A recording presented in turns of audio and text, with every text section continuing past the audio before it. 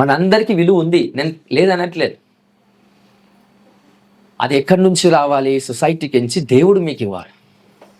నువ్వు సంపాదించిన విలువ దాంట్లో ఖచ్చితంగా ఫేక్ ఉంటుంది. ఫేక్ అంటే అబద్ధం. హల్లెలూయా. ఇక్కడ జక్కయ్య యేసు ప్రభు యొక్క దృష్టి ప్రకారంగా చూస్తే, యేసు ప్రభుని ఎంత ప్రేమిస్తే తనకున్న విలువ, ఘనత, మహిమ, ప్రెస్టేజ్ అన్నిటిని ఏం చేస్తున్నాడు? పక్కన పెట్టేసి ఒక చెట్టు ఎక్కి యేసు ప్రభును చూడాలని ఆశతో ఉన్నాడు. హల్లెలూయా, హల్లెలూయా. మిగతా వారంతా చెట్టు కింద ఉన్నారు. కనబడకపోయినా పర్వాలేదు, వస్తాడేమో అనే చిన్న ఆశ. బట్ దానికన్నా గొప్ప ఆశ, కనబడకపోయినా పర్వాలేదు కాదు, కనిపించేంత వరకు నేను ప్రయత్నం చేస్తూనే ఉంటాను. చెట్టు కాకపోతే ఇంకేదైనా బట్ ఈ రోజు నేను యేసయ్యను చూడాలి. అంత తాపాత్రయం పడిన వాని యొక్క లైఫ్లో యేసు ప్రభువే సాక్షాత్తుగా మీ దగ్గరకు వచ్చి మాట్లాడతాడు. ఆయన దూతను పంపడు, ఆయననే మీ దగ్గరకు వస్తాడు. హల్లెలూయా. 1000 మంది యేసు ప్రభు చుట్టూన్నారు. వాళ్ళందరినీ విడిచిపెట్టి ఇక్కడికి వచ్చాడంట యేసయ్య. జక్కయ్య దగ్గరకు వచ్చి పేరు పెట్టి పిలిచాడు. జక్కయ్య, ఇంటికి తిను. ఎందుకు? నేను నీకు విలువనిస్తా. నా కోసం నువ్వు విలువను పొడగొట్టుకున్నావు కదా, నా కోసం నువ్వు ఘనతను పొడగొట్టుకున్నావు కదా, నా కోసం నువ్వు మహిమను పొడగొట్టుకున్నావు కదా. ఈరోజు నేను ఎవ్వరింటికి రాను, మీ ఇంటికే వచ్చి నీతో సహవాసం చేసి నీతో భోజనం చేస్తాను. హల్లెలూయా. అక్కడ 1000 మంది ఉన్నారు చుట్టుముట్టు. ఎవ్వరు కూడా వాళ్ళ మహిమలను పోడగొట్టుకోవట్లేదు.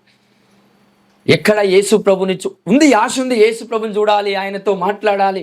కానీ దానికన్నా గొప్ప ఆశ, మహిమ, ఘనత, ప్రభావము ఉన్నప్పటికీ దాన్ని పక్కన పెట్టి రావాలనే ఆశ అత్యుత్తమైన ఆశ, అత్యధికమైన ఆశ.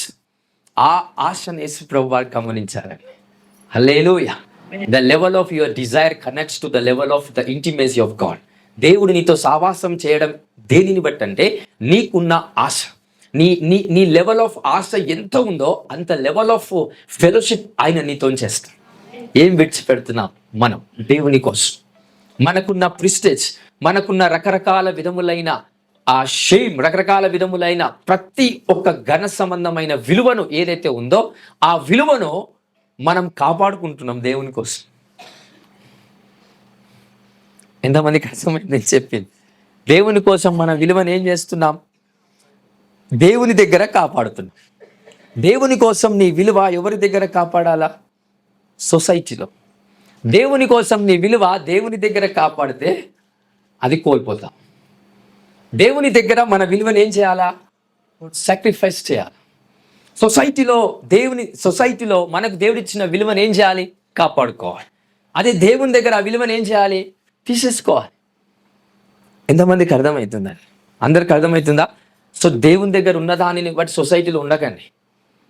సో సొసైటీలో బయట ఉన్న తీరు వేరుండాలా, దేవుని దగ్గర ఒక తీరు ఉండాలి. ఎందుకు అనంటే లోకం మనకు తగ్గట్టు లేదు, మనకు అనుకూలంగా ఉన్నట్టు లేదు, దేవునికి మహిమకరంగా లోకం లేదు గనక. సో దయచేసి లోకంలో లోకానుసారమైన ప్రోటోకాల్స్ని బట్టి మనం నివసించాలి. కానీ దేవుని దగ్గరికి వచ్చినప్పుడు లోకం అనే చెత్తతో దేవుని దగ్గరికి రాకండి. హల్లెలూయా, హల్లెలూయా. యేసుక్రీస్తు ప్రభు దేవుని దగ్గర ఒక రకమైన కార్యాలు చేశాడు, మనుషుల దగ్గర ఒక రకమైన కార్యాలు చేశాడు. సర్ప సంతానం అనే మనుషులు ఉంటారు చూసారా, వాళ్ళ దగ్గర ఇంకో కార్యాలు చేశాడు. ట్యాక్స్ కలెక్టర్స్ ఎవరైతే ఉంటారో వాళ్ళ దగ్గర వేరేలాగా మాట్లాడాడు.